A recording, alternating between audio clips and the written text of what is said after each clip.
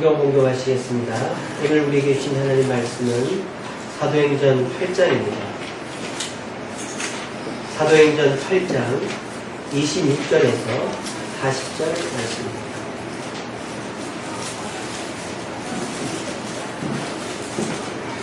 제가 가진 성경, 신약 성경 201페이지입니다. 사도행전 8장 26절에서 40절 말씀.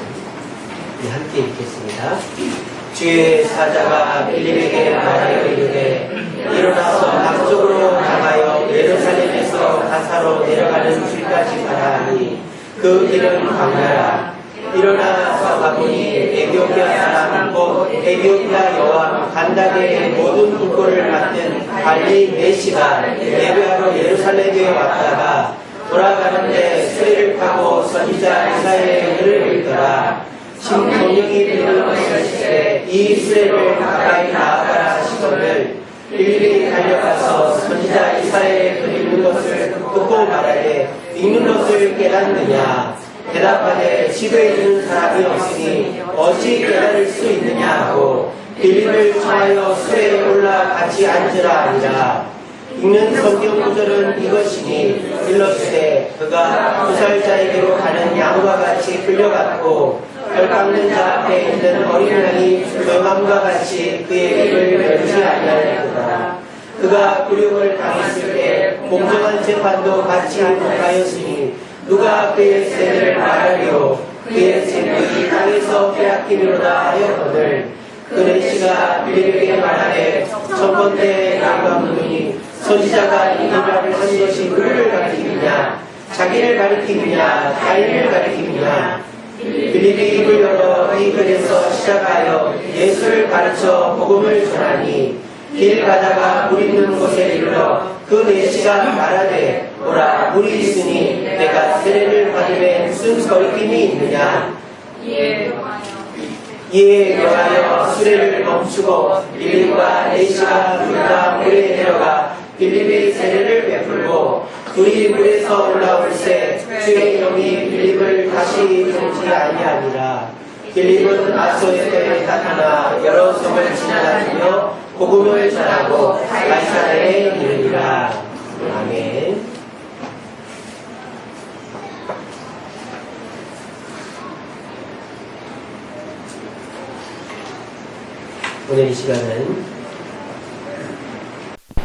오늘 이 시간은 영원한 축복이라는 제목으로 말씀의 은혜를 나누도록 하겠습니다.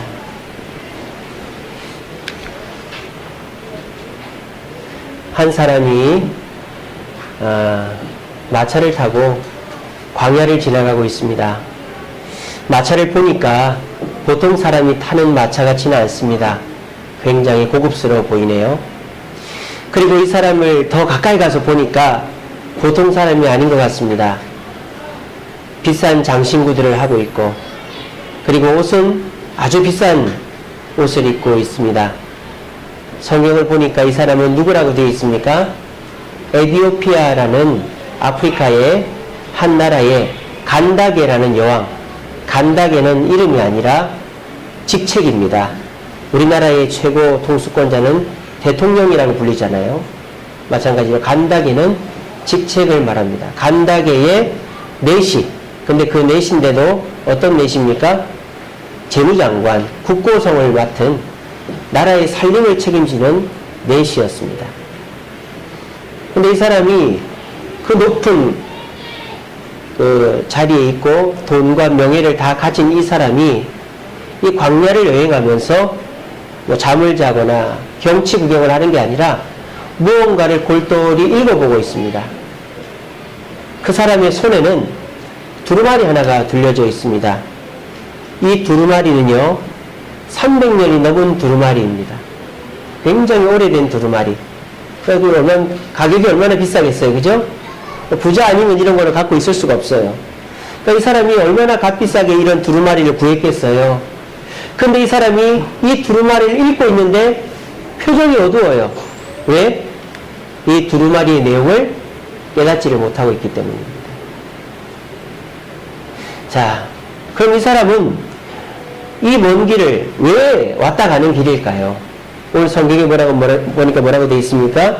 27절 말씀에 메시가 예배하러 예루살렘에 왔다가 라고 되어 있습니다. 지금 이 사람은 이디오피아에서 예루살렘까지 예배를 드리고 갔다가 돌아가는 길인 것입니다. 아니, 이 사람이 도대체 어떤 사람이길래 예배를 드리는 사람이었나? 이 사람은 바로 유대인이었습니다. 아유, 목사님, 어떻게 흑인 중에 유대인이 있을 수 있습니까? 유대인은 다 이스라엘 사람들이지요. 물론 그렇지요. 그런데 유대인들 중에 이스라엘 사람이 아닌 유대인들이 있었습니다. 그러면 이 이디오피아의 재무장관이었던 이 사람은 도대체 언제 유대인이 되었단 말입니까? 그것은 한참 전의 이야기예요.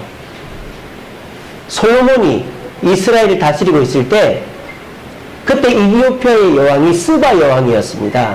이 스바 여왕이 예루살렘에 솔로몬을 만나러 갔다가 이 솔로몬이 나라를 다스리는 걸 보고 깜짝 놀란 거예요. 그리고 이스라엘의 문명을 받아들이면서 유대교를 받아들이게 된 것입니다. 그래서 이 에티오피아라는 아프리카 나라에 유대교가 전파되게 된 거예요. 근데 이 사람도 유대교인이었던 것입니다. 자, 그럼 보세요. 이 사람은 이디오피아에서 왕다음으로 높은 사람이라고 해도 과언이 아닐 만큼 높은 사람이에요. 그러니까 이 사람이 유대교를 따르고 있다는 말은 이디오피아에 많은 사람들이 유대교를 믿고 있었다는 것을 짐작할 수 있겠죠. 그러니까 이미 이디오피아에는 유대교가 많이 퍼져 있었던 거예요. 여러분, 이스라엘이 건국이 되고 난 다음에 많은 유대인들이 이스라엘로 돌아갑니다. 백투 예루살렘. 근데 그때 이스라엘 정부에서 어떻게 하는지 아십니까? 이집트에 남아있던 유대인들을 데리고 갑니다. 아주 비밀스럽게. 그게 신문에 인터넷 검색을 해보세요.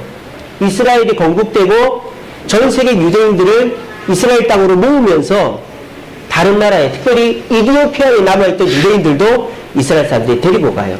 그러니까 최근까지도 이 유대교가 예루살렘에 에티오피아에 남아있었다는 걸 우리는 짐작할 수 있습니다. 그러니까 이 사람은 에티오피아 흑인 유대인이었던 것입니다. 근데 이 사람이 예루살렘에 예배를 드리고 오는데 이디오피아에서 예루살렘까지 거리가 얼마인 줄 아십니까? 여기 이디오피아에서 이스라엘까지, 예루살렘까지 편도로 2000km입니다. 2000km. 그러니까 그 당시로 여기에서 여기 가는데 2달이 걸린대요. 2달이. 그러니까 왔다 갔다 하면 몇 달이 걸립니까? 4달이 걸리죠. 그리고 가서 그냥 예배만 드리고 바로 왔겠어요? 한두 달 머물고 오면은 1년의 절반을 예루살렘 왔다 갔다 하는데 다 보내는 사람이 바로 이 사람이었다라는 것입니다. 이 사람의 종교적 열심이 얼마나 큰지 짐작이 되시죠? 저와 여러분들이 일주일에 한 번씩 예배 드리는 것도 참 대단한 열심입니다만 이 사람하고 비교할 정도가 아닌 것 같아요. 1년의 반을 하나님께 예배 드리기 위해서, 그것도 길에서 시간을 거의 다 보내는데도 이 사람은 그것을 마다하지 않고 예루살렘을 왔다 가는 길입니다. 근데 이 사람의 표정은 전혀 밝지를 않습니다. 왜? 이 값비싼 두루마리를 아무리 읽어도 깨달아지지가 않기 때문에. 여러분 보세요. 이 사람은 돈이 많은 사람입니다. 이 사람은 권력이 있는 사람입니다. 이 사람은 인기가 있는 사람입니다. 근데 지금 이 사람은 그런 것들이 자기에게 중요한 것이 아닙니다. 자기에게 지금 중요한 건 뭡니까? 하나님께 예배하는 것입니다. 그러니까 권력도 인기도 명예도 돈도 내려놓고 2달이나 걸리는 예루살렘을 갔다가 예배드리고 또 2달을 걸쳐서 이디오피아까지 오는 길입니다. 그런데 그 종교적 열심으로도 채워지지 않는 빈자리가 있었다라는 거예요. 그게 뭡니까? 말씀이 깨달아지지가 않더라는 거예요. 말씀이 깨달아지지가 않더라는 거예요. 그래서 이 사람은 이렇게 먼 거리를 왔다 갔다 하면서도 전혀 기뻐하지를 않는 것입니다. 오늘 이 자리에 오신 여러분들 중에서도 다양한 분들이 계실 겁니다. 근데 여기 오신 분들 중에 설교를 들을 때 이것이 내 귀에 들어오지 않는 분들은 아직 예수님이 내 마음속에 안 계신 분일 확률이 높습니다. 예수를 믿지 않는 사람은 말씀을 들어도 그 말씀에 반응이 없어요. 그냥 한쪽 귀로 듣고 한쪽 귀로 흘리고 그냥 좋은 말씀이거나 이 정도 되는 것이죠. 근데 만약에 여기 계신 분들 중에 예수님을 믿는 분이라면 말씀에 귀가 기울여질 것입니다. 왜? 수백 명의 아이가 있어도 울면은 엄마는 그 아이의 음성을 딱 알아듣잖아요. 그죠? 지난번에 우리 정인이가 군대를 갈 때 얼마나 많은 수백 명의 군인들이 있을 거 아닙니까? 근데 우리 소수기 집사님은 정인이를 딱 찾아내더라고요. 물론 키가 크고 머리를 너무 빡빡 깎아가지고 바로 표가 났습니다만은 어쨌든 엄마는 우리 정인이 저기 있네, 우리 정인이 저기 있네, 저기 있네, 저기 있네 다 찾더라고요. 만약 여러분들이 하나님의 자녀라면 지금 말씀이 귀에 들려옵니다. 그리고 집중하게 됩니다. 자, 그런데 그 하나님의 자녀들 중에서도 들려지는 말씀이 내 말씀이라고 들려지는 사람, 그 사람이 축복받은 사람이라는 거예요. 설교를 하는데 말씀을 듣는데 저거는 목사님 말씀이다, 저거는 다른 사람 말씀이다, 저거는 요 사람 말씀이다, 간다게의 이야기다 라고 들리면 하나님의 백성으로서 말씀을 듣지만 그게 나에게 축복으로 다가오지 않는 것입니다. 하지만 말씀을 듣는데 집중이 되고 자세히 듣고 싶고 그 말씀이 나에게 하는 말씀이구나 라고 느껴지면 그분은 말씀으로 은혜를 받을 수 있는 준비가 되어 있는 사람이라는 것이죠. 근데 안타깝게도 이 에티오피아 여왕의 메시 재무장관인 재무장관인 이 사람은 그런 축복을 지금 누리지를 못하고 있다는 거예요. 오늘 이 자리에 계신 저와 여러분들은 하나님의 말씀이 들려지고 그 말씀이 내 말씀으로 받아들여져서 말씀의 영원한 축복을 누릴 수 있는 저와 여러분들 되시기를 간절히 바랍니다. 아멘. 자, 그래서 이 사람이 이 비싼 두루마리를 아무리 봐도 이해를 못하고 있는데 도대체 그 사람이 읽고 있는 그 두루마리가 뭐냐? 바로 이사야서였습니다. 이사야 53장을 읽고 있었어요. 그래서 여러분들이 나중에 집에 가서 이사야 53장을 보시면서 오늘 그 사도행전 8장 32, 33절을 보세요. 내용이 똑같습니다. 거의 비슷비슷합니다. 그러니까 이사야서를 읽고 있었던 거, 이 사람이. 이사야서의 내용이 여기 오늘 본문에 나오는 게 이겁니다. 그가 도살자에게로 가는 양과 같이 끌려갔고 털 깎는 자 앞에 있는 어린 양이 조용함과 같이 그의 입을 열지 아니하였도다. 그가 굴욕을 당했을 때 공정한 재판도 받지 못하였으니 누가 그의 세대를 말하리요. 그의 생명이 땅에서 빼앗김이로다. 이 말씀을 읽고 있어요. 근데 지금 이 이디오피아 사람이 못 깨닫고 있는 게 뭡니까? 도대체 그라는 이 사람이 누군가 하는 것이죠. 도살장으로 이제 잡혀서 음식이 되어질 것 같은 양과 같은 존재로 끌려가고 있는데 공정한 재판도 받지 않고 생명을 빼앗길 위기에 처해 있는데 조용히 입을 열지 않는 그는 도대체 누구인가? 이 사람이 도대체 누구인가? 너무너무 궁금한 거예요. 여러분들은 아시죠? 그가 누구예요? 예수님 아닙니까? 이사야에서 설교를 많이 들어봤으니까. 근데 이 간다게는 아마 그럴 거예요. 이 사람이 유대인이 아니니까 히브리어도 되게 낯설 거 아니에요. 근데 이거를 아무리 읽어도 이해가 안 되니까 너무 궁금한 거예요. 그때 마침 이 간다게 옆을 누가 지나갑니까? 그 예수님을 따르는 제자 빌립이 지나가고 있었던 거예요. 집사님 한번 넘겨주세요. 빌립이 지나가고 있었던 거예요. 근데 그 빌립은 누구입니까? 우리 예수님의 제자인 것이죠.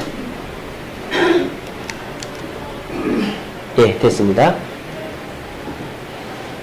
이 빌립이 성령의 인도를 따라서 광야로 나왔다가 우연히 지나가는데 이 마차를 보았고 또 성령의 인도를 따라서 이 마차 옆에서 이 사람에게 이제 성경을 가르쳐주게 된 것입니다. 사람이 예수 믿으라고 말하면 상대가 거부감을 느낄 수 있을 거 아닙니까? 근데 이 이디오피아의 내시가 물어온 것 자체가 이 그가 누구인가를 물어왔단 말이에요. 그래서 34절에 보니까 이렇게 돼 있죠. 내가 묻노니 선지자가 말하는 것이 누구를 가리키느냐? 자기를 가리키느냐 타인을 가리키느냐. 그러니까 이 이사야서에 나오는 그가 이사야 자신을 가리키는 거냐 아니면 다른 사람을 가리키는 거냐 빌립에게 물어왔어요. 그러니까 이 빌립은 기회다 싶어가지고 이 간다게의 내시에게 예수님을 전한 것입니다. 복음을 전한 것입니다.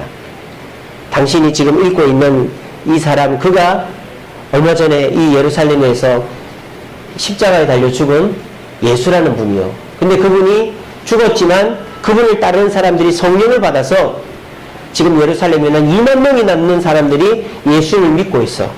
당신도 이분을 메시아로 믿으면 하나님의 복이 임할 거예요. 이렇게 딱 성경을 깨우쳐 준 거예요. 그랬더니 이 사람이 이 말씀의 깨달음을 얻고는 너무너무 기뻐하는 거예요. 그 증거로 이 사람이 빌립에게 요청한 것이 있습니다. 뭘 요청합니까? 옆에 물이 고여 있는 것을 가르치면서 저 물에 가서 나에게 세례를 좀 베풀어주면 안 되겠느냐 부탁을 하는 겁니다. 여러분, 이렇게 메시가 세례를 베풀어 달라고 한 것이 무슨 의미인지 아십니까? 우리가 교회에서 사람에게 세례를 베풀 때 그 세례의 의미는 뭡니까? 이 사람이 이제는 돈도 의지하지 않고 자기 힘도 의지하지 않고 지식도 의지하지 않고 주님을 주인으로 섬기고 주님 뜻대로 살겠습니다 라는 고백으로 세례를 주는 거거든요. 그러니까 이 메시가 나에게 세례를 달라고 하는 것은 무슨 뜻입니까? 내가 이제 내 돈을 의지하지 않고 내 권력을 의지하지 않고 내 인기를 의지하지 않고 예수님 말씀대로만 살겠다라는 고백으로 이 사람이 세례를 달라고 했던 거예요. 근데 빌립은 그거를 한 번도 되묻습니다. 그게 우리 성경에는 안 나와요. 37절 없음이라고 되어 있죠. 여러분 성경에는. 근데 밑에 각주로 해가지고 그게 이렇게 나와 있습니다. 빌립이 가로되 내가 마음을 온전히 하여 믿으면 가하니라. 우리가 세례도 그렇지 않습니까? 여러분들 중에 누군가가 이제 세례받고 싶다 그러면은 목사를 찾아와요. 목사님, 제가 이제 세례받고 신앙생활 열심히 하고 싶습니다. 그럴 때 목사가 어떻게 합니까? 예, 내일 세례합시다. 이렇게 안 합니다. 한 달을 교육을 시켜요. 그리고 난 다음에 방해문답이라는 걸 합니다. 목사님과 장로님들 계신데 그 사람이 와요. 그리고 목사님이 질문합니다. 세례받고 예수님 믿고 싶습니까? 예수님 뜻대로 살겠습니까? 그렇게 물어볼 때 그 사람이 네라고 대답을 해야 세례를 주일날 주는 것입니다. 이처럼 세례라는 것은 받고 싶다고 그냥 받는 게 아니라 확실한 신앙 고백을 들어야 받는 것이죠. 이 빌립이 지금 그거를 하는 겁니다. 당신이 온전히 예수님을 믿느냐라고 질문을 했더니 지금까지 예수님에 대한 이름을 들어본 적이 없어요. 이 내시의 고백이 놀랍습니다. 뭐라고 합니까? 내가 예수 그리스도께서 하나님의 아들이신 줄 믿노라 그러는 거예요.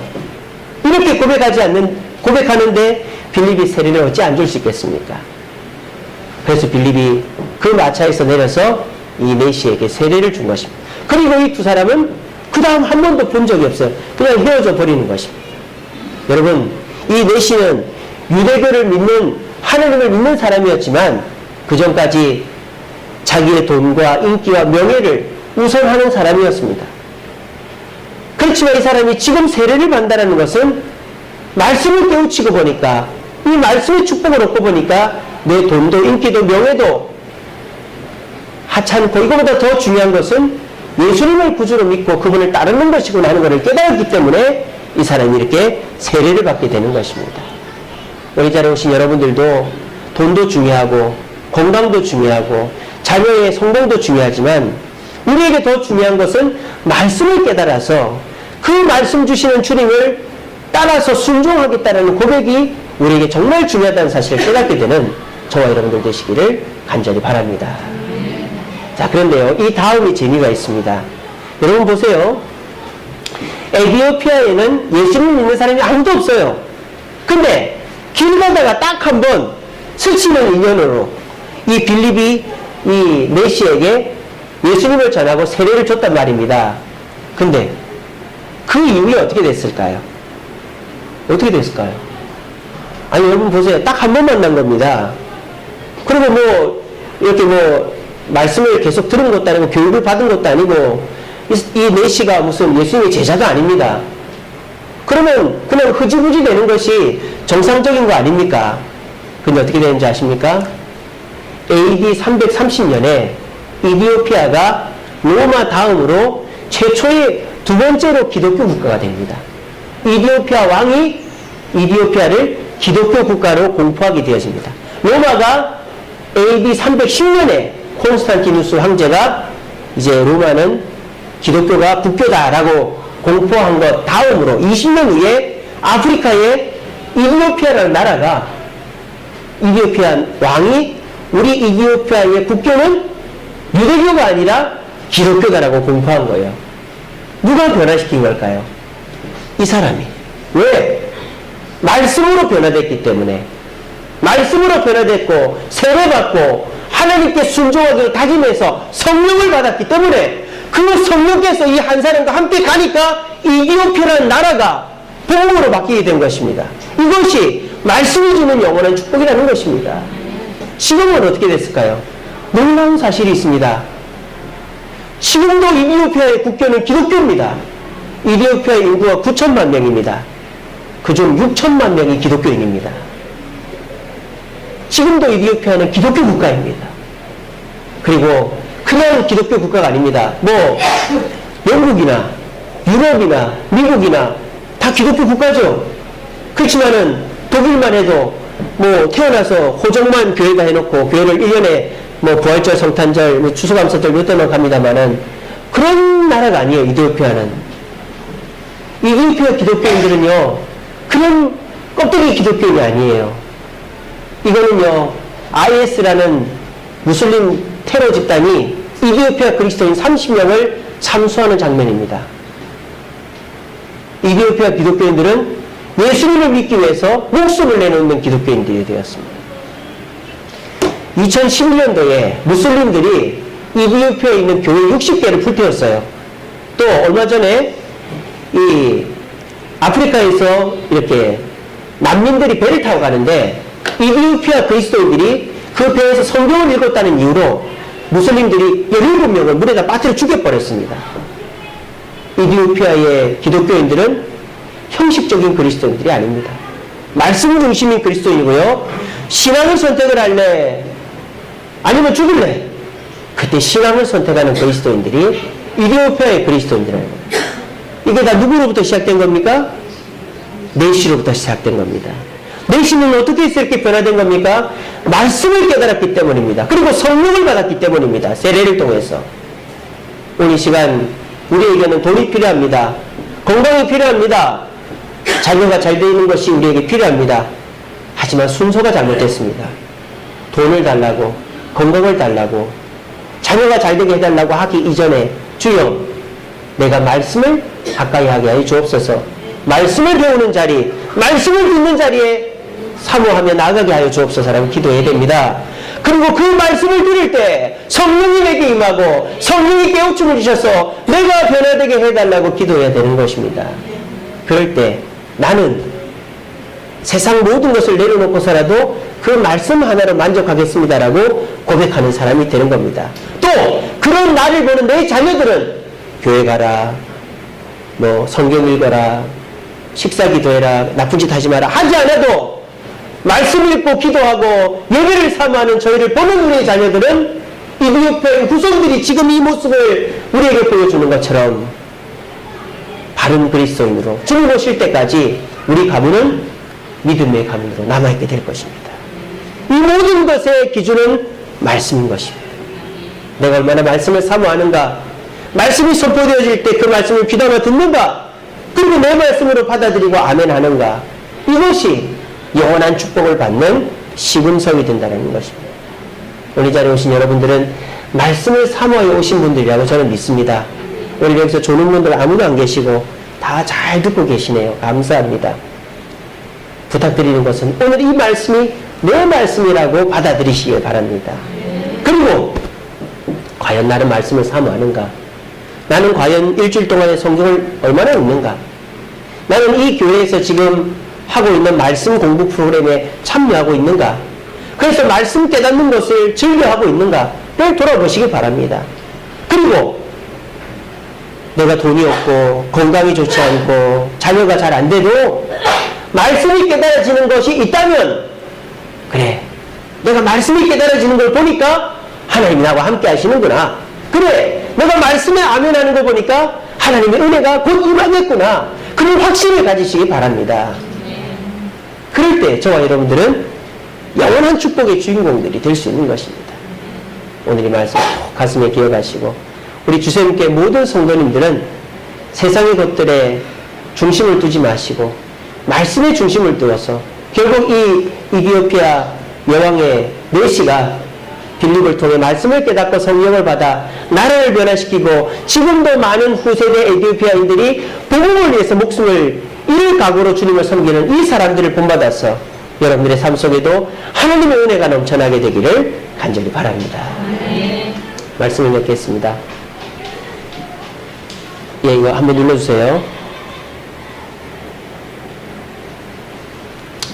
지난 새벽기도 때 제가 이제 했던 설교인데요.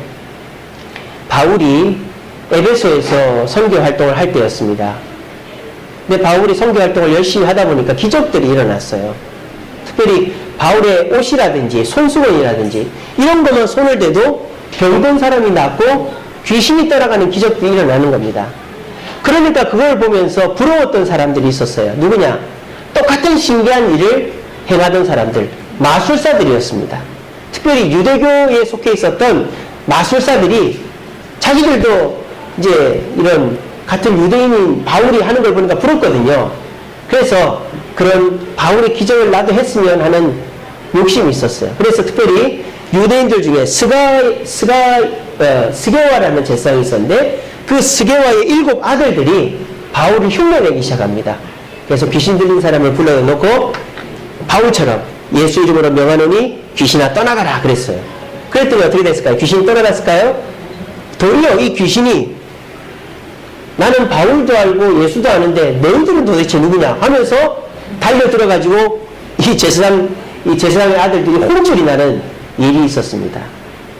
자, 이렇게 되면 어떻게 됩니까? 사람들이 야, 바울이 해야 되는구나. 바울이 대단하구나. 그러면서 바울을 쫓아가야 될 거 아니에요. 근데 그 다음에 어떤 일이 벌어진지 압니까? 이 마술사들이 자기들의 마술책을 불태우기 시작한 거예요. 그게 5만이나 되었더라. 그렇게 성경이 되어 있습니다. 이게 어떻게 된 일일까요? 아니, 바울이 했을 때는 귀신이 떠나갔는데 자기들이 했을 때는 안 떠나갔으니까 사람들은 자연스럽게 누구를 주목하게 될까요?